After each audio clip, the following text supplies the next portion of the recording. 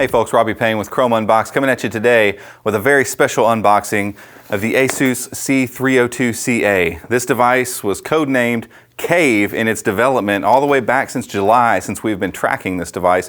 And it's near and dear to our hearts because it's one of the very first Chromebooks that we started tracking in the Chromium repositories. And finally we have it in hand and we're excited to unbox it, see what it looks like, and get our first impressions.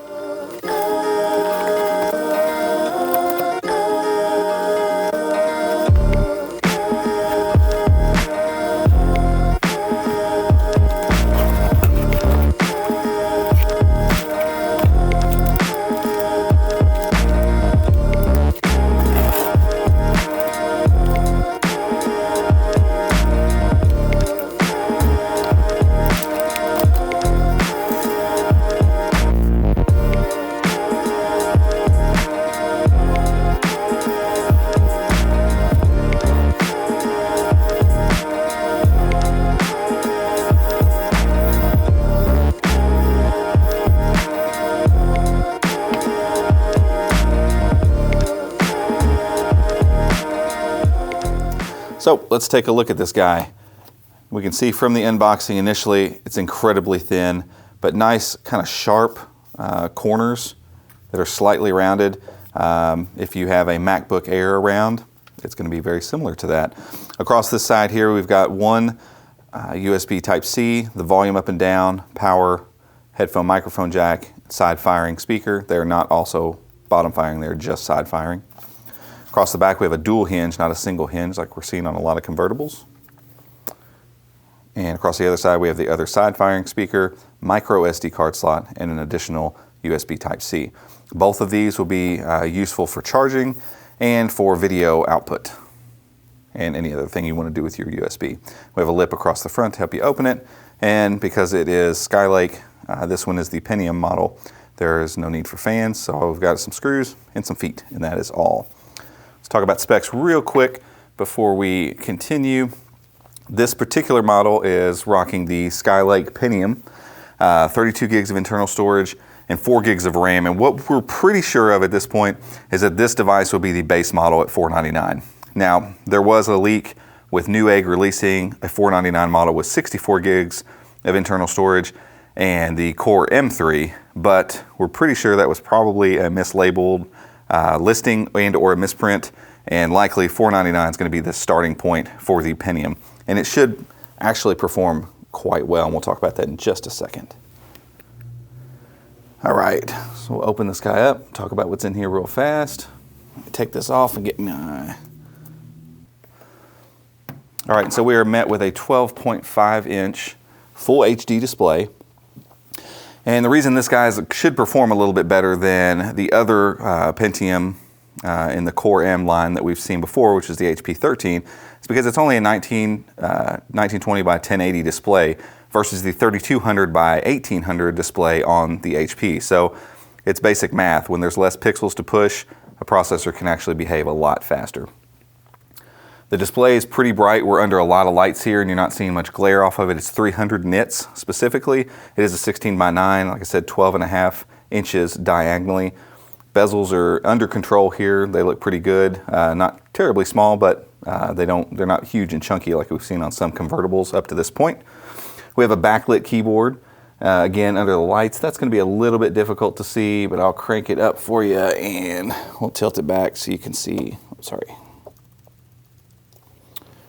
you can kind of see those lights underneath there.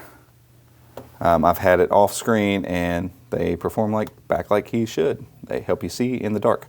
The trackpad feels really great. I can't confirm whether it's plastic or glass. It's hard to tell, but it's really, really smooth. So I'm inclined to think it could be possibly glass. We'll have to do some more digging to find out. Track's really great. Feels good. The click mechanism's perfect. There's no bouncing on it. It feels great. It honestly feels like a premium laptop trackpad should.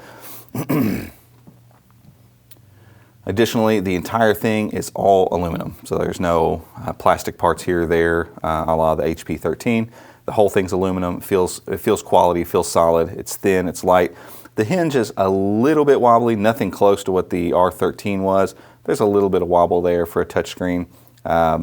take it or leave it. It's not that huge of a deal because likely you will be in one of these modes whenever you go to use the touchscreen.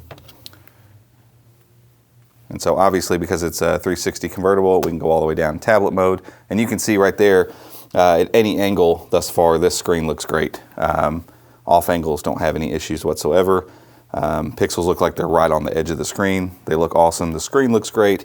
The build looks great. We're going to take a look at a couple other things real quick and then wrap this guy up.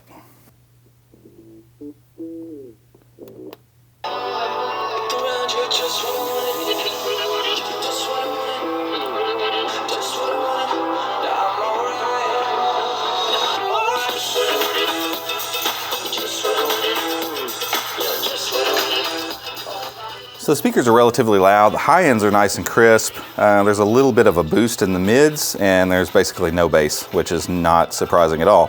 You know, they're going to be loud enough for conference calls and hangouts and that kind of stuff. You're probably not going to listen to music on them at any extended rate, but they don't sound terrible. And the nice thing is they're side firing, so if it's sitting in your lap, you're not going to lose volume because it's sitting against your legs.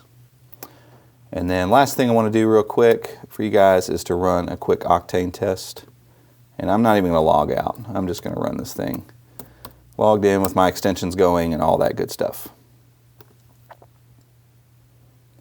For reference, I want to say the HP 13G1 scored an Octane of around 14 to 15,000 with this processor and 4 gigs of RAM.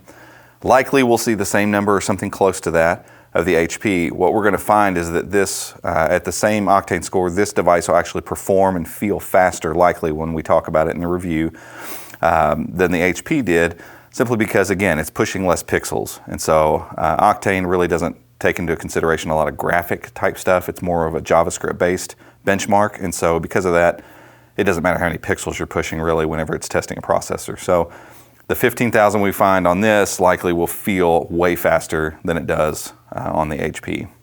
Yep, so really close to 15,000.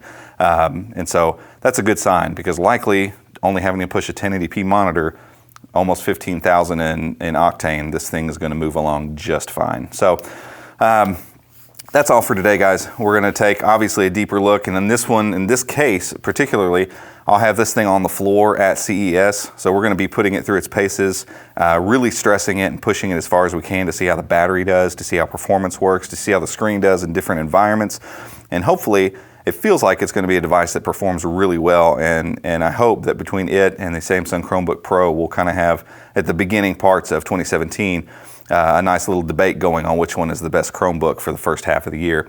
But guys, that's going to be it for today. If you like this video, please give it a thumbs up, hit that subscribe button below, and until next time, we'll see you.